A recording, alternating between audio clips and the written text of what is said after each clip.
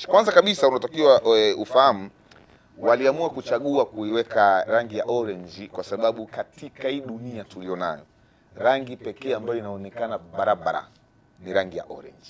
Na ndio maana unaona hata reflector nyingi baadhi zinakuwa na rangi kama hii. Hiyo ndio maana walichagua kuweka rangi ya orange. Sasa kwa nini inaitwa black box? Ni kwa sababu huko ndani ni giza tupu. Inaitwa black box kwa maana mbili. Kwanza, teknolojia ambayo inatumika kutengeneza hiyo black box ni siri. Wanafahamu tu makampuni ya ndege. Ni siri kubwa. Hakuna ambaye anafahamu zaidi ya wahandisi wachache wa makampuni ya ndege. Kwa kigezo cha kwanza kuita black ni kwa sababu ya giza lililopo katika utengenezaji wake. Lakini kigezo cha pili ni kwamba hairuhusiwi mwanga kuingia humo ndani kwa sababu utaharibu data na vifaa mbalimbali ambavyo kazi yake ni kurekodi mienendo ya ndege. Hawaruhusu kabisa mwanga kuingia. Hairuhusiwi hata mwanga kidogo hivi kuingia. Yaani ni kweusi kote.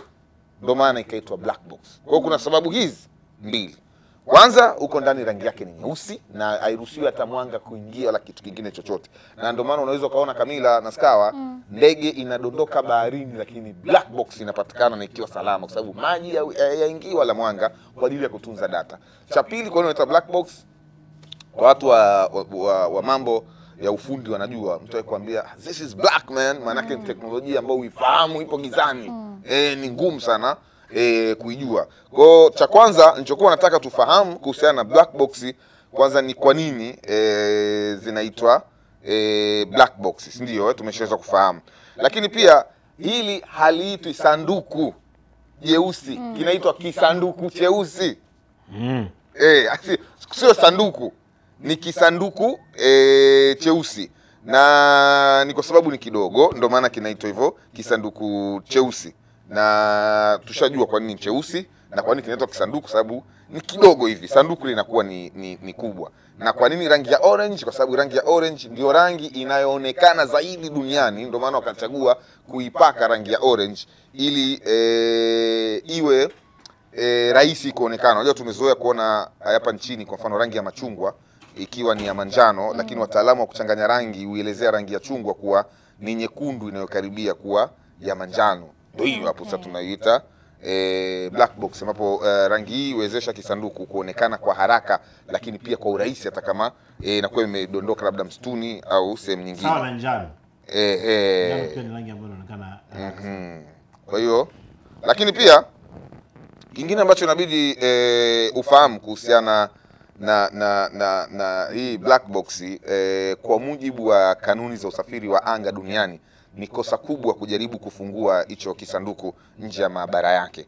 Aidha, ingawa uelezwa kuwa kisanduku hicho ni kimoja, lakini ukweli ni kwamba visanduku viwili ndivyo ambavyo hufanya kazi mbili tofauti na katika ndege, na kazi hizo huwa hazifanani. Kisanduku cha kwanza kama hicho ambacho unakiona, hicho kinawekwa katika eneo moja la ndege ambapo ni nyuma ya ndege. Kitaalamu wanakiita flight data recorder, yani FDR, ambacho kazi yake ni kurekodi na kuhifadhi historia ya mtiririko wa matukio ya ufanyaji kazi wa vifaa mbalimbali vinavyotumika safarini kwenye ndege kama engine na kadhalika.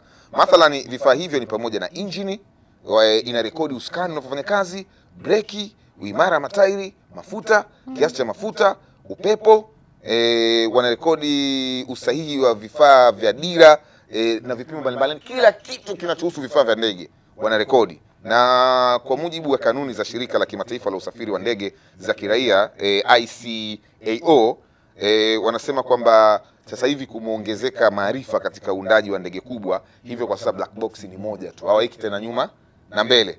Wanakuwa wanaiweka tu sehemu moja na yote inakuwa ina record hadi nyingine inakuwa inachukua mpaka kamera.